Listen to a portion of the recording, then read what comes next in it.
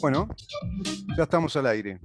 Ya estamos al aire. Un programa más de esta pregunta que se ha hecho propuesta periodística, ¿en dónde estamos? Y esta pregunta que a su vez se dirige a esa posible construcción de un país, bueno, que sea cada vez más democrático, más republicano. Parece mentira, ¿no?, que uno tenga que hablar de estas cosas cuando desde el año 1830 Uruguay se declara un país republicano, democrático, representativo, bajo aquellas ideas que imperaban en el siglo XIX, que eran las ideas liberales. La filosofía liberal como una filosofía que resultaba del pensamiento racional, que provenía de aquel pensamiento de la Ilustración en el siglo XVIII y que se va a afincar en el siglo XIX con el cientificismo, el positivismo, y por supuesto, digamos que el común denominador era la razón como el instrumento fundamental del conocimiento humano y la experiencia, digamos que el trazado empírico que las ciencias entendían ya desde hacía tiempo, constituidas en disciplinas académicas autorizadas para verter el conocimiento científico desde las universidades. Por eso hoy vivimos en un mundo donde hay profesiones, hay doctorados, hay licenciaturas, maestrías. Eso ha sido un esfuerzo colectivo.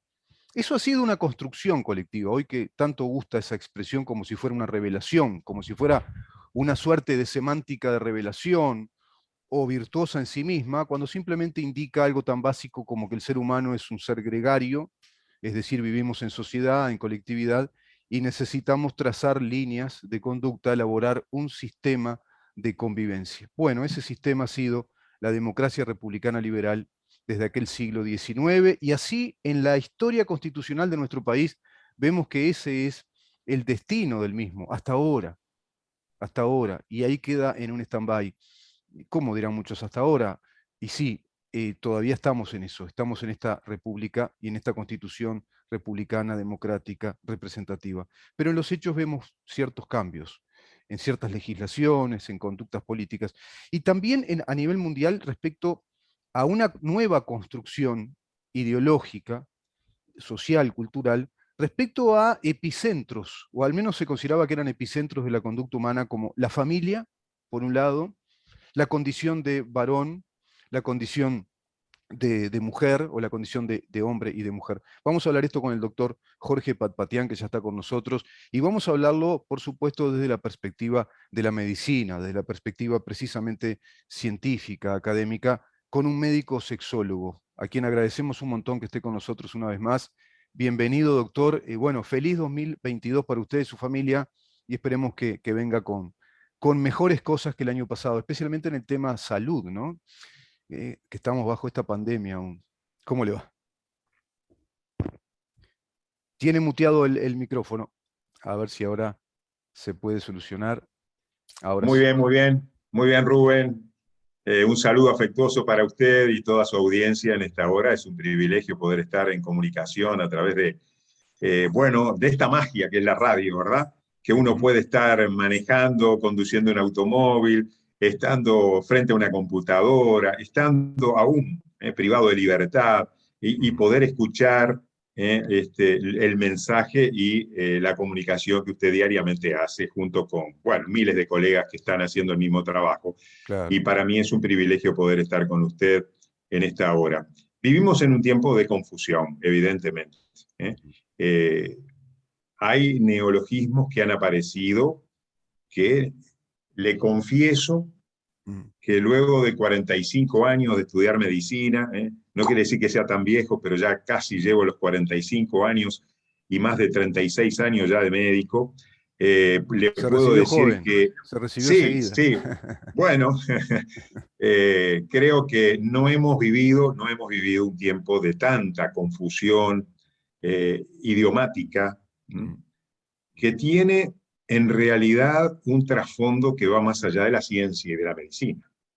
Por ejemplo, bueno, no podemos negar términos como diversidad, derechos sexuales y reproductivos, consenso, tolerancia, perspectiva de género, minorías sexuales, homofobia, transfobia, nuevas masculinidades, ideas hegemónicas, ideas retrógradas, anacrónicas, fundamentalistas, interrupción voluntaria del embarazo, sexualidad amorfa, heteronormatividad, LGBT, educación en equidad, matrimonio igualitario. Bueno, mire, la lista es interminable. Es interminable, Es sí, sí. interminable. Sí, Entonces, sí. uno se pregunta, ¿verdad? En esta hora, ¿cuánto de ciencia hay en esto y cuánto de ideología? Es una pregunta importante, porque yo siempre digo, y lo dije en otros programas, y quizás no me oyó algún oyente, que la sexualidad no es como las matemáticas. Las matemáticas es una ciencia exacta, Claro. donde no depende del profesor ni del docente, ni del alumno, la capacidad docente de poder dar información acerca de los resultados matemáticos de ciertas cuentas que nosotros podemos aprender. Y eso es exacto en todas las partes del mundo, independientemente de quién lo enseña y de quién lo aprende. Sí. Pero lo que tiene que ver con la sexualidad, hoy está embebida, está empapada de un tinte y un sesgo ideológico específico que no podemos negar. Es decir, cuando un niño va a la escuela, puede aprender el aparato reproductor, puede aprender el aparato genital, puede aprender de las enfermedades de transmisión sexual, puede prevenirse o aprender a prevenirse acerca de una enfermedad de transmisión sexual o un embarazo, pero lo cierto es que hoy, más que un sistema de transmisión docente, de enseñanza de la sexualidad, se está transformando en un sistema educativo. Y hay una gran diferencia entre educar y enseñar. ¿eh? Enseñar tiene que ver con impartir conocimientos, dar habilidades técnicas, saber ciertos conocimientos en el que el profesor transmite objetivamente a sus alumnos. Me parece muy necesario, incluso con temas de sexualidad. Pero hoy la sexualidad está embebida no de un tinte docente de enseñanza, sino más bien formativo, educativo. Y ahí es donde nosotros tenemos una escisión entre la educación, que es responsabilidad de los padres según la Constitución, está consagrado en el artículo 41 y en otros artículos, donde la educación es responsabilidad de los padres, compete a los padres. Educar quiere decir qué es lo correcto y lo incorrecto, qué es lo que está bien y lo que está mal, cuál es la conducta, el sentimiento, las actitudes que nosotros tenemos que tener frente a ciertas cosas y particularmente a temas de sexualidad, pero por otro lado estamos viendo de que esa educación está siendo trasladada al campo del sistema educativo y tenemos que reconocer que en el campo del sistema educativo hay una forma de pensar y de hacer docencia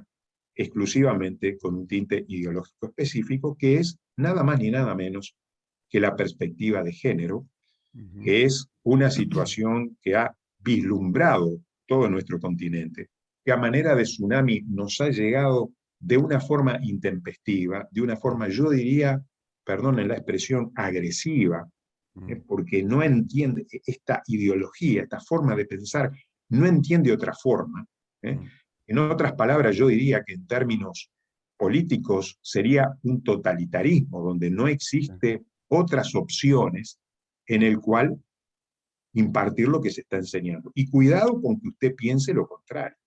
Cuidado con que usted esté en la vereda del frente, porque allí entramos a tener una discusión ideológica que nos margina, que nos deja de lado, nos llaman homofóbicos, nos llaman fundamentalistas, nos pueden llamar de cualquier cosa. ¿Por qué? Porque hoy no se acepta que haya otra forma de pensamiento, con excepción de esto que se está dando. Entonces, esto, yo me pregunto, ¿es científico? ¿Esto tiene una raíz biológica? De ninguna manera. Justamente, lo que tiende esta ideología es a evadir lo biológico. Y lo digo con un ejemplo y después no quiero hablar y le doy la palabra por si usted tiene algún comentario que seguramente lo tendrá. Cuando uno enseña en la escuela este tipo de actitudes o de ideas, o recibe información y formación sobre esto, bueno, va a llegar a la conclusión de que la biología no tiene ninguna importancia, que no importa con el sexo con el cual nací, somos seres amorfos, somos seres que no tenemos ninguna forma biológica de pensar de que nuestro sexo y nuestro cuerpo marcan nuestro género, y en ese sentido, entonces se va a enseñar a los niños y adolescentes que cada uno puede elegir su género, su orientación, su identidad sexual, de acuerdo a la percepción que cada uno tenga. Hoy hay un sexo sentido, que es lo más importante, lo que yo siento, pero lo que yo siento puede ser que no coincida con lo que realmente soy. Y cuando uno tiene una discordancia entre lo que siente y lo que es, bueno, allí por lo menos hay una confusión. Por Sí. lo menos hay una confusión. Sí, sí, sí, es así, doctor. Acá hay un tema muy delicado que es, bueno, usted plantea algo muy, muy importante que se está dando en la historia contemporánea, esa ideología de género, ¿no? Así la han calificado algunos pensadores, algunos cientistas sociales, porque se parte de la idea de identidad de género. Y esto no es de ahora, esto se viene cimentando inclusive en las universidades de los Estados Unidos desde la década del 50, fines de los 50 y 60. Exactamente. Hay dos personalidades que tienen mucho que ver, porque esto tiene nombres propios, Mm. inclusive eran dos académicos que formaban parte de aquella línea del pensamiento de Frankfurt, porque van a brevar del pensamiento de los pensadores, filósofos, sociólogos, cientistas de Frankfurt, que van a migrar a Estados Unidos durante la Segunda Guerra Mundial, todos prácticamente de extracción de izquierda, prácticamente todos formando parte de una legión de pensadores como Marcuse, por ejemplo, Althusser, Michel Foucault, la propia Simone de Beauvoir, todos formaban parte de un pensamiento neomarxista o un marxismo crítico, pero todos de izquierda. Y hay dos autores, uno se llama James Blish, doctor, creo que doctor en historia, y una filóloga, doctora en filología, que se llama Butler, Judith Butler. Sí. Esta señora, que se recibe con una tesis sobre Hegel, increíble, parece que agarraron a Hegel todos y lo adulteraron, tanto Marx como Sartre, y lo agarra esta mujer también a Hegel, y plantea que la sexualidad es lo que usted dice, plantea que la sexualidad es una autopercepción y debe ser una autoconstrucción, porque más que un ser humano, hombre-mujer, dice Judith Butler, en lo que se llama algo así, el primer libro de ella, que es Identidad de Género, la Revolución Sexual, el sujeto revolucionario, así le llama. En verdad, la mujer y el hombre deben considerarse un sujeto revolucionario o un agente de cambio, un agente revolucionario. Mire cómo pervierte los términos. No hombre-mujer. Y todo tiene que ver con una percepción y una construcción cultural. Abreva del constructivismo, abreva un poco del eclecticismo, elaboran ese menjunje una suerte de teoría que va después a fructificar en el LGBT, en la diversidad. Es decir, todo, ¿por qué digo esto? Porque hay que visualizar que todo esto es un proceso decantado, paulatino, sistémico del marxismo cultural a nivel universal. Eso está hartamente comprobado, no es un invento de quien está hablando acá.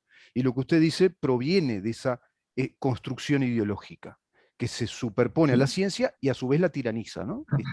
Es despótica. Usted citó, Rubén, a Simone de Beauvoir, Sí, en su libro El segundo sexo, que fue editado, fíjese usted, en 1949. exacto. Ella decía claramente que no se nace mujer. Ella decía, se llega a serlo. Y ningún destino biológico, psicológico, económico, decía ella, que define la figura que reviste en el seno de la sociedad la hembra humana, sino que es el conjunto de la civilización el que elabora ese producto que llamaba ella un producto intermedio entre el macho y el castrado, al que se le califica de femenino. Bueno, sí. Esto fue algo en 1949. Fíjese usted, decir esto en la década, a mediados del siglo XX, ¿quién podía retener esto en su bolsa? Evidentemente que esto cayó como un trueno en un cielo estrellado, ¿verdad? Sí, sí, sí. Totalmente desubicado. Sin embargo, en estos últimos 70, 75 años, la influencia que ha tenido Simone de Beauvoir y Judith Butler y Sí, todas sí, sí. los grupos feministas que han surgido, Sí, que sí. no, ojo, Acá no estamos hablando contra el feminismo de equidad, ese feminismo que fue noble al principio, Sí, que sí, sí. tuvo un movimiento que lo que pretendía es igualdad de derechos, igualdad de oportunidades, igualdad Sí, política. Es decir, nadie está hablando de los sí. derechos de la mujer, pero no por ser mujer, sino por ser persona. Por Exactamente, ser exactamente. persona. Sí, sí, sí, sí. Acá no defendemos a la mujer, defendemos a No. la persona. Pugnaban Y por algo que cuando, está en la construcción del Estado de Derecho, que es la igualdad ante la ley, ¿no? Pugnaban por exacto, eso. Ser exacto. Y ciudadanos iguales ante la ley.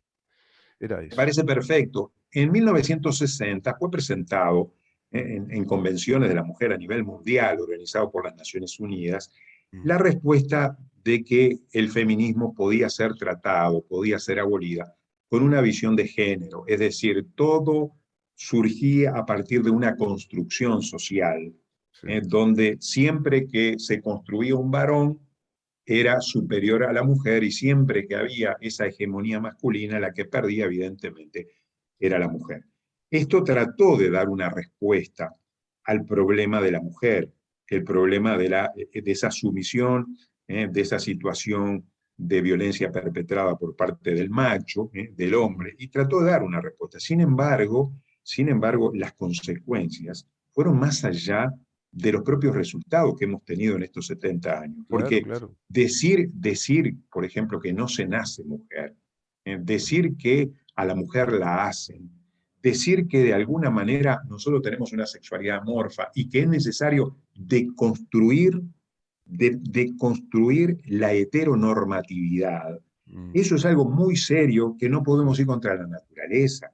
Y claro. siempre decimos que Dios perdona siempre, que el ser humano perdona a veces, pero, pero la naturaleza no perdona nunca.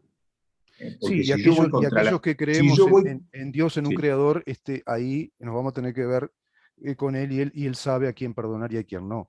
Porque el ser humano es falible, ¿no? Erra, puede perdonar, no puede perdonar. ¿Cuántas veces decimos, che, toda esta gente tiene que terminar en la justicia por las cosas que hace? Y a veces no terminan en la justicia y son impunes, ¿no? Todo eso va pasando. Mm, Ahora, eso que usted claro. dice, me parece que parte de una gran falacia, ¿no? Es decir, hay una falacia filosófica que se filtra en los organismos internacionales. Si nos está escuchando Mercedes Vigil, va a estar de parabienes, porque es el gran tema que ella trata, está muy informada en esto, y plantea exactamente eso que usted plantea, que aquel feminismo original sí fue noble, fue importante, porque pugnó por esos derechos iguales, pero planteada a la mujer como un igual, como un equivalente del hombre, ¿no? Por principio de polaridad, el hombre, la mujer, ¿no? El macho y la hembra somos equivalentes, nos necesitamos ambos o ambas partes, entonces tenemos que tener todos los mismos derechos. Por eso pugnaban los primeros movimientos feministas, la primera ola, segunda ola. Pero ya esto otro que se filtra en los organismos internacionales, dice, según Mercedes Vigil, también por información que ella tiene además, avalada documentalmente, tiene que ver también con un sustento financiero importante. Y acá también hay una trampa económica detrás, hay intereses económicos creados a través de las ONGs que se incorporan a la ONU, esa ONG Mujeres, por ejemplo, que ya son componentes ideológicos y financieros lo que están realmente detrás de esa prédica. No sé qué Sí, opinión mire, tiene usted. sí, dos cosas, mire, dos cosas importantes. América Latina se ha invadido de ONGs Sí. sostenidas por grupos internacionales, fondos económicos de primera, Sí, que han entrado, pero cuya base ideológica es la perspectiva de género. ¿Por sí, qué? Porque usted en un país centroamericano con un 35% o 40% de católicos y un 30% de evangélicos, como Guatemala, como claro. Honduras, usted no puede entrar con el aborto de primera, con el matrimonio igualitario, no Claro. puede entrar con la ley integral de personas trans. ¿Y cómo entra? Bueno, entra a través de ONGs en defensa de la mujer, en defensa de las minorías sexuales, en defensa de la mujer indígena, Mm, con fondos económicos muy importantes, donde la base ideológica justamente es la perspectiva de género, ese empoderamiento que tiene la mujer sí. y que es necesario, pero va mucho más allá Sí. ideológicamente. Y doctor, Por y otro detrás de lado, eso le agrego un punto más, va más allá sí, todavía, porque detrás de eso hay una base colectivista. A todas esas comunidades minoritarias se les enseña, se les educa para militar por un Estado que les dé mm, puestos de trabajo, que les dé asistencia. Es decir, hay un colectivismo detrás de todo eso. Detrás hay un color de bandera que sabemos cuál es, ¿no? Porque toda esa aparente diversidad tampoco es tal. políticamente, detrás de esa diversidad, ahí está el poder omnímodo de una ideología totalitaria única, que es la ideología marxista-leninista, es el Partido Comunista, que siempre lo ha hecho en la historia, ¿eh? Siempre se ha mostrado muy hábilmente como defensor de los más desvalidos, de los sectores más vulnerables, el partido defensor de los pobres, de la clase trabajadora, pero hoy le agregó muchos elementos, ya no, hoy no tiene sentido, doctor, que se esté hablando en este mundo de un partido por la clase trabajadora y la lucha de clases. Lo dejaron de hacer cuando cayó la Unión Soviética, cuando se hizo la autocrítica. Entonces ahora se habla de todo esto, ¿no? La diversidad de género, ideología, las minorías, como usted dice, las minorías amerindias, indígenas, los no incorporados, los transexuales, qué sé yo, está todo esa mezcla, ¿no? Sí, evidentemente que todo esto trasciende también lo estrictamente político partidario. Yo creo que va más allá de la política progresista o de izquierda, porque ahora esto ha invadido aún los terrenos conservadores. No podemos negar que con excepción de 2 o 3, quizás yo diría 1 o 2 casos en nuestro continente, todo lo demás ha sido invadido independientemente del sesgo político que las banderas transitorias gubernamentales o de Estado han tenido en esos momentos. Es decir, la invasión es de tal magnitud que usted tiene Seguro. que cumplir deberes, tiene que cumplir Exacto. deberes. Y Eso esos sí. deberes los tienen que hacer los conservadores como los progresistas, los de derecha como de izquierda. Pero yo creo que hay algo más que es importante señalar y no quiero dejar, que hoy todo esto lamentablemente nos lleva a un concepto que yo hablo mucho sobre esto y tiene que ver con la heterofobia, Rubén. Mm. La heterofobia. Cuando hablamos de estos temas, somos tildados, algunos de nosotros, como homofóbicos. Y yo quiero decir algo que es importante reconocer. Hoy no hay homofobia. No, no. Hoy no, No. desde la cultura hasta las leyes, lo que menos existe es homofobia. Lo que está surgiendo es la heterofobia. Mm. Es decir, todo lo que sea diferencias sexuales entre hombre y mujer son aplastadas desde el punto de vista docente, desde el punto de vista ideológico. Y lo voy a decir con 3 o 4 ejemplos. Los baños públicos, la moda unisex, la cultura unisex, la cultura de abolir las diferencias forma parte de ese sesgo ideológico. ¿Por qué? Porque a estas estructuras ideológicas les sirve que no haya hombre-mujer. Lo que les sirve es que haya diversidad. Y entre ellas, entre estas cosas, pueden haber agendas que tienen que ver con la disminución de la natalidad, con la disminución de toda la carga pesada que tiene nuestro mundo de personas que si seguimos así creciendo no vamos a tener alimentos naturales para todos. Es decir, todo un conjunto Sí, sí, de sí. ideas hegemónicas que están tratando. Doctor, ¿Dónde la además en heterofobia le viene muy bien? la Agenda 2030, ONU, por Sí, ejemplo, pero sin lugar a de dudas. no tener propiedad privada. ¿Vio? Ahí volvemos al tema de que detrás hay, es un tema delicado y quilar fino en esto, pero detrás de todo esto hay una ideología imperante, una hegemonía cultural que es colectivista. Mire, y le digo Y como más. usted dice, atraviesa todas las naciones, todos los partidos políticos, todos los sectores aparentemente conservadores. Yo creo que Sí, va quedando sí. poco de ese conservadurismo que se dice, o de esos liberales conservadores, va quedando poco, inclusive de lo que se dice derecha va quedando poco en el mundo, sino que prácticamente se ha asumido una conducta política progresista, ¿no? Lo que se llama el progresismo. Sí, todo esto trae aparejado nada más ni nada menos que consecuencias a nivel micro en niños y adolescentes. Claro. Yo escribí un libro hace, bueno, hace relativamente poco tiempo, una segunda edición sobre el rol de los padres en la educación sexual de sus hijos, y lamentablemente es notorio la influencia que tiene este sistema educativo en nuestra sociedad, porque esto cae a nuestros hijos, esto cae a nuestros nietos. Hay una confusión que todo esto produce. Miren, mire, Rubén, la disforia de género están apareciendo como cangrejo debajo de la piedra, Sí, sí, están sí, sí. apareciendo a montones. Entonces uno puede decir, vuelvo a insistir que la transexualidad es una excepción excepcionalísima, Mm, hasta hace 20, 25 y 30 años. sí. Pero debido a esa influencia cultural, a esa influencia educativa, debemos de saber que la sexualidad, como no es una materia exacta, y Claro. que la sexualidad no es humana, no es un instinto, y esto es importante poder señalarlo, no es un instinto. El proceso de sexuación, es decir, el proceso de aprendizaje de nuestras conductas, actitudes y sentimientos sexuales, se va gestando, se va aprendiendo a Sí, lo sí. largo de... Y Si a hacia la mí me integridad, enseñan, ¿verdad? Hacia la si a, integridad de la identidad personal. claro, Hacia la y si a mí, integridad, porque uno si se educa de determinada manera, tiene determinadas prácticas sexuales, tiene determinados hábitos, como en otros órdenes de la vida, va construyendo una identidad personal individual.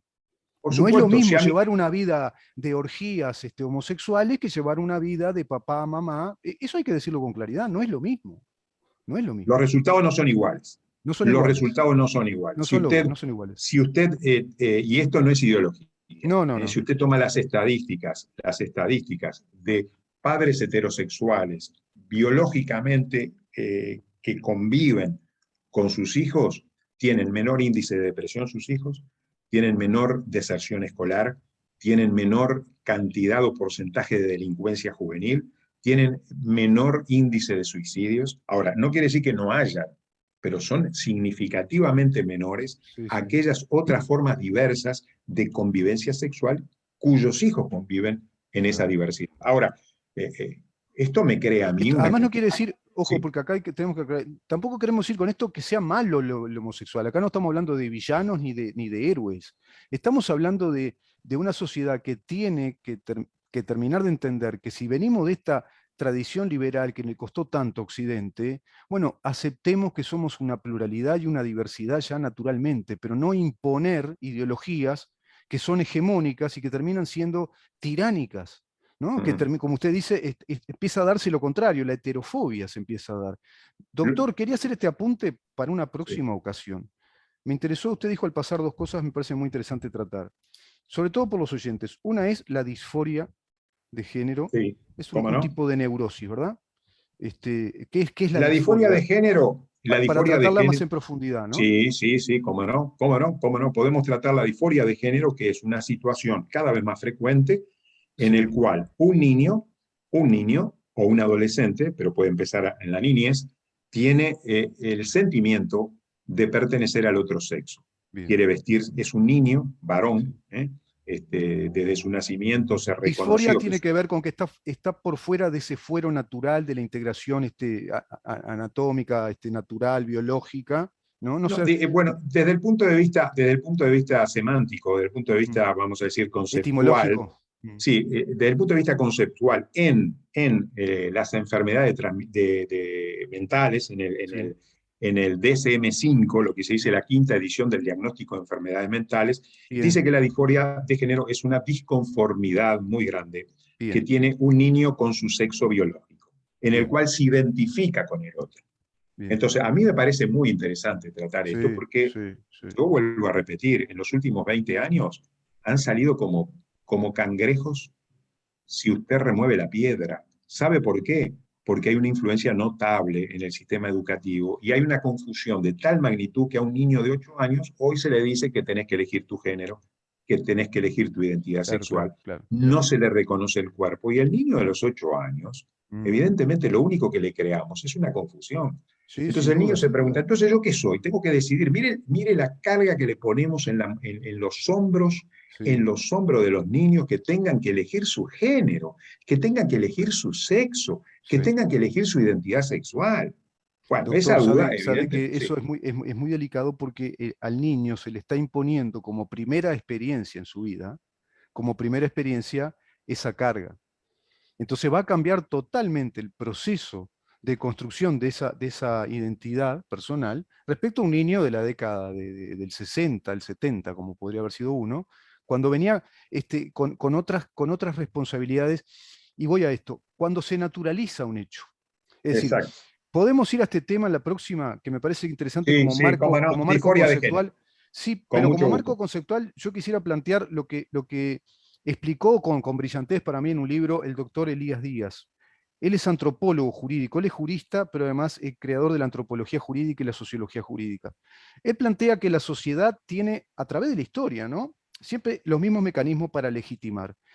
hay tres vías de legitimación. La primera, hace tres niveles. Está la legitimación filosófica, un tema. Eso cuando en un núcleo de pensadores se comienza a articular ideas sobre determinadas cosas. Judith Butler, pongámosle, Simone de Beauvoir, el doctor Wilhelm Reich, que lo expulsan del Partido Comunista porque cuando escribió La Revolución Sexual dijo que el ser humano lo que quería era procrear y tener un techo y comida, que fue terrible, además, el doctor Wilhelm Reich como psiquiatra, fue un comunista terrible, pero cometió el error de escribir en ese libro, parece que iluminado por la razón, y lo expulsaron, lo excomulgaron, digamos, del Partido Comunista, porque ya venía esa línea, que era la de Judith Butler y la de Simone de Beauvoir. La legitimidad filosófica. Cuando la comunidad académica, filosófica, termina legitimando, se publican libros, foros, conferencias, se empieza a introducir eso en la sociedad, eso va a permear hacia la academia lo va a difundir y se empieza a establecer el proceso, dice Elías Díaz, de la legitimidad social de esas conductas y de esas formas de pensar. Cuando se llega al nivel de la legitimidad social, ya prácticamente estamos en un viaje sin retorno, que es cuando se naturalizó el tema socialmente, cuando está fuera de discusión, cuando ya lo otro pasó a ser viejo, vetusto, anacrónico. Y esa legitimidad social inevitable o inexorablemente lleva a la legitimidad jurídica, porque van a existir grupos de presión, grupos sociales de presión, que van a llevar al sistema político a que le dé legitimidad jurídica. Y cuando se llega a la tercera instancia, esa tercera instancia es laudatoria. Es decir, concluye, cierra el proceso, porque ahora es el Estado que directamente tiene por una vía coercitiva, legisla, y por una vía coercitiva nos establece lo que es correcto, natural y lo que no. Fíjese lo delicado que es ese tema, ¿no? Sí, Me sí, parece sí, que sí. en ese marco Sí, conceptual tendríamos que estar elaborando sí. esto. Sí, hay otros conceptos muy similares a lo que usted está señalando, que es la ventana de Overton, Ajá. llamada la ventana de Overton, que es interesante poder analizar esto. Y esto me lleva a la conclusión de una expresión que a mí me gusta mucho decir habitualmente, ¿no? Que una cosa no es buena porque es ley. Es claro, sí, Debe ser ley porque es bueno. sí. Yo recuerdo un Algo debe ser pasaje ley. de los evangelios en el cual Jesús, creo que es el Evangelio de Mateo, que les dice, es cierto, vuestros derechos os beneficiarán, pero deben saber que no todos sus derechos los salvarán. Uh -huh. O Uh sea, -huh. pueden tener derechos, pero no significa que por tener derechos estén en lo correcto, les dice Jesús, ¿no? Quizás esos derechos sean una construcción cultural simplemente, algo por ahí, yo interpreto por ahí, ¿no? Es decir, sí, pueden reclamar sus derechos, pero sus derechos de pronto no los van a salvar. Es decir, tenemos que aprender más de nuestras naturales responsabilidades para saber cuál es el derecho del otro, ¿no? Principio liberal por excelencia. El principio de no agresión, principio de convivencia en armonía, es decir, somos responsables en la medida que conocemos la verdad, la realidad, cuando nos instruimos, nos preparamos. Tantos pensadores como Heidegger llega a decir, la libertad no le interesa a mucha gente, porque empezar a hablar de la libertad es aburrido, porque es hablar de ciencia, es hablar de conocimiento. ¿No? Por ejemplo, un mercado libre es un mercado que tiene que ser cada vez más científico, tiene que saber de economía, tiene que aplicar las leyes económicas, tiene que entender qué significa una transferencia de recursos cuando el Estado se presta a ser un Estado asistencialista y esa transferencia de recursos se va a desparramar. Pero ¿de dónde proviene esa riqueza? ¿Cómo se sigue produciendo? ¿Cómo se sustenta esa producción? Bueno, a través del mercado de producción, a través de los bienes, de los servicios. Entonces por ahí empiezan los equilibrios. Más mercado, más Estado, el Estado en equilibrio con el mercado. Todo es ciencia, ciencia económica, social, jurídica. Bueno, por ahí sí estamos hablando, como usted bien lo explica, la ciencia médica o el arte de la medicina, la sexualidad vista desde el punto de vista científico, desde la medicina, la antropología, la biología, es más aburrido que establecer una ideología épica que Claro. supuestamente les plantea una liberación de algo que nos subyuga, ¿no? Que nos pone en un brete, que nos encorseta en una condición, porque esta gente viene hablando así hace décadas, ¿no? Décadas, de liberarse a través de la autopercepción. Vos te percibís una vaca y si querés ser una vaca nadie te tiene que decir que no. Y bueno, están generando No, no solamente eso, sino patologías. tenemos la obligación de decirle que es una vaca. ¿Eh? Claro, Eso es claro. lo peor, porque la percepción del otro me obliga a mí a percibirlo de la misma manera. Y cuidado que no lo perciba de esa manera, Ah, porque yo soy pasible de sufrir penas por esa situación. Ahora, por supuesto. yo creo, redondeando un poco, Rubén, permítame decir algo que no quiero dejarlo de lado por si algún oyente me malentiende o nos malentiende. Acá no estamos hablando de personas, No, acá estamos hablando de ideas. de ideas, sí. Y eso Son es sistemas algo de que tiene ideas. que quedar claro, ¿eh? Sí, Las personas no son divididas, catalogadas ni clasificadas de acuerdo ni a su orientación ni a su identidad sexual. Son exacto. personas y tienen dignidad no por ser de tal o cual identidad sexual No, o tal conducta o tal percepción. No, son personas, por lo tanto, valen. sí, Todos valemos sí, porque tenemos dignidad, una dignidad inherente que nos hace humanos. Y al ser exacto, humanos somos dignos, exacto, aunque exacto. nos falten cosas, aunque estemos en el extremo de la vida. El Mm, extremo de la vida al inicio y el extremo de la vida al final. Somos claro, personas valiosas independientemente de nuestra condición, desde el momento de la concepción hasta el último respirar. Aunque hay exactamente. ideologías que quieren sacar todo esto en los extremos de la vida. Pero Sí, realmente somos dignas. Pero no estamos hablando de eso. Lo que estamos hablando es de ideas, es de ideas. confrontando ideas, Sí, es decirle que a nuestros hijos no nos pueden enseñar una sola idea en un sistema que es laico, que no nos debemos olvidar que es laico, y eso exacto. significa que no puede tener ninguna bandera política, religiosa, filosófica, Ideológica. ideológica, no puede, No puede. porque estoy rayando, estoy pasando la línea que debo. Sí, Entonces, un docente, ¿cómo se va a manifestar? mm.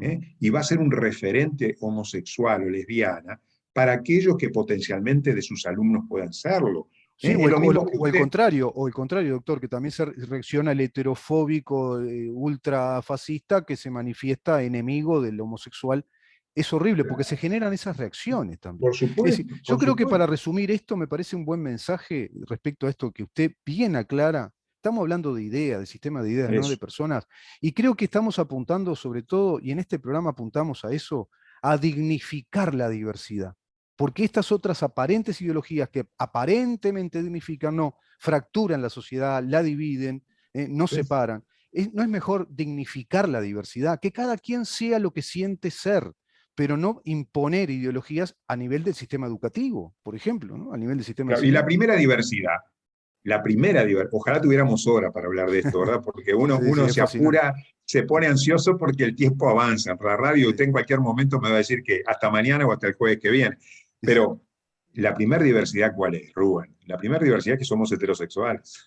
Exacto, Es exacto. reconocer que en la especie humana hay hombres y mujeres. Yo Totalmente, no puedo totalmente. luchar contra él, no puedo decir que Claro, una partera le asigna un sexo a un recién claro, nacido. ¿Cómo le claro. voy a decir que yo no le asigno el sexo a nadie? Yo Nadie. reconozco los sexos y digo, Exacto. este es varón porque tiene pene, esta mujer porque Claro, tiene una vulva y un conducto vaginal, es mujer, claro, se terminó. Yo lo claro. único que hago es reconocer, El hecho, no claro. puedo.